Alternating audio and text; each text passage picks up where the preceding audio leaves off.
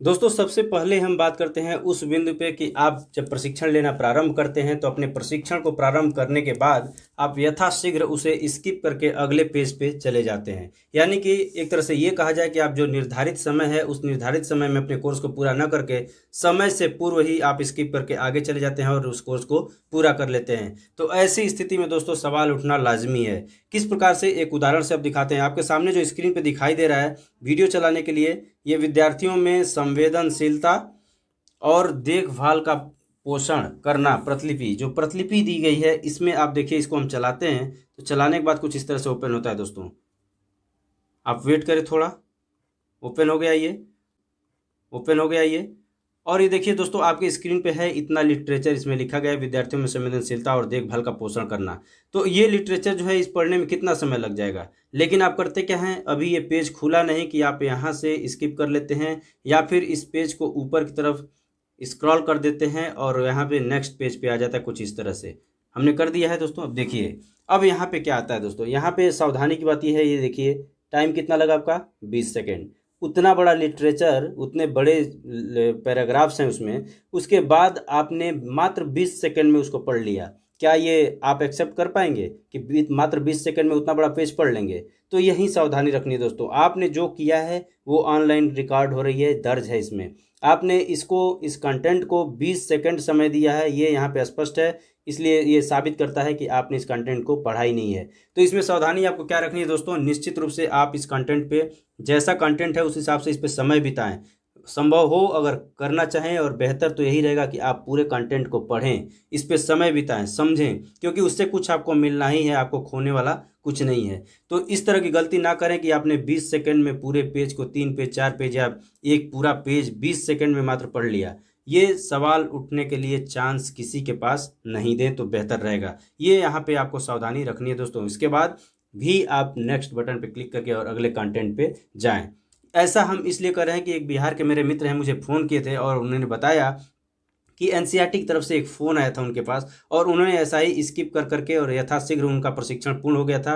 यानी कहने का मतलब यह है कि निर्धारित समय से पहले ही उन्होंने प्रशिक्षण को अपने पूर्ण कर लिया था। उनके पास फ़ोन करके पूछा गया कि आपने निर्धारित समय से पहले कोर्स को पूर्ण कर लिया है, आपने प्रशिक्षण में क्या सीखा है? और इस स्थिति में वो निरुत्तर हो गए। तो इस तरह की समस्या आपके सामने न आए, ऐसे शिक्षकों की संख्या बताई जा रही है कि 6 से 8% है। तो उस 6 से 8% में आप न हो, ऐसा मेरा आपसे अनुरोध है। तो निश्चित रूप से दोस्तों उम्मीद करते हैं कि इन बातों पे आप ध्यान रखेंगे।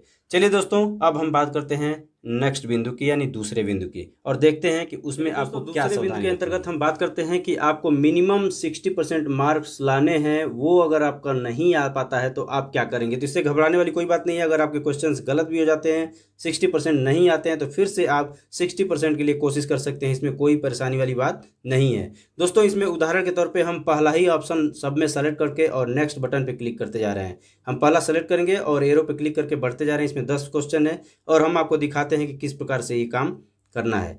हम पहला ऑप्शन क्लिक किए, एरो पे क्लिक किया, ऐसे हम सब चुनते जा रहे हैं, फर्स्ट ऑप्शन, और एरो पे क्लिक करते जा रहे हैं इस प्रकार से, और यहाँ पे आके हमारा क्वेश्चन पूर्ण हो जाता है। आप देख सकते हैं हमने 10 अटेम्प्ट कर लिया है, स्किप एक भी नहीं किया है। और यहाँ पे देखिए सबमिट बटन पे हम क्लिक कर रहे हैं। सबमिट पे हमने क्लिक कर दिया दोस्तों, तो यहाँ पे देखिए टोटल में से मात्र 2 क्वेश्चन हमारे सही हुए हैं 10 क्वेश्चन में से। यहाँ टाइम देखिए मात्र 53 सेकेंड में हमने 10 क्वेश्चन कर लिया है। तो यहाँ दोनों, जैसा कि हमने पहले टाइम मैनेजमेंट को बताया था, ध्यान रखिएगा, पढ़ के ही उत्तर दीजिएगा। 53 सेकेंड में 10 क्वेश्चन नहीं हो पाएगा, 1 मिनट में 10 क्वेश्चन आप नहीं कर पाएंगे।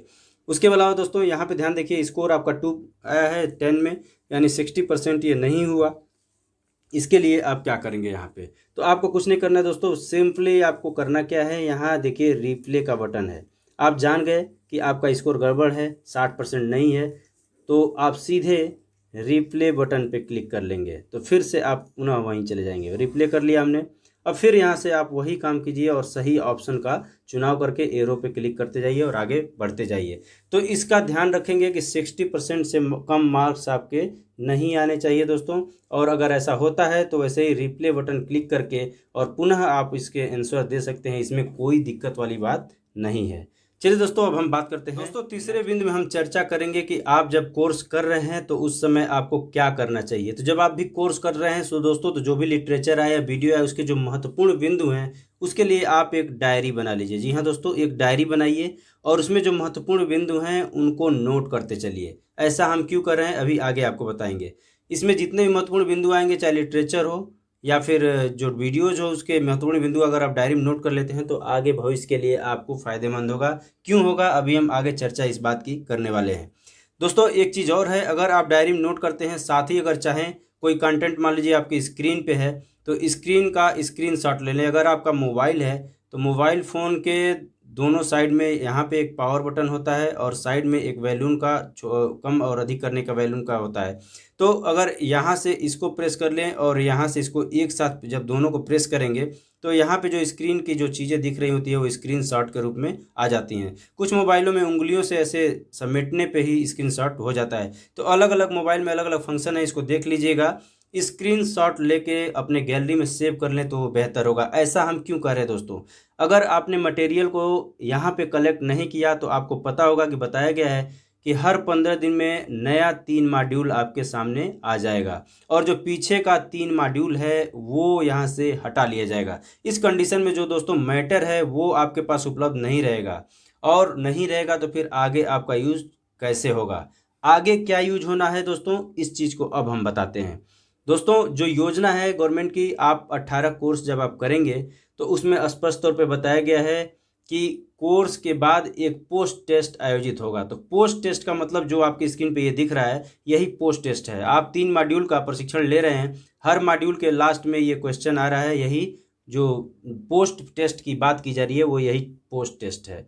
इसके बाद दोस्तों जब आपका 18 मॉड्यूल 3 महीने में पूर्ण हो जाएगा तो जनवरी में हो सकता है ऑनलाइन एक परीक्षा आयोजित की जाएगी इन्हीं 18 मॉड्यूल के बेस्ड।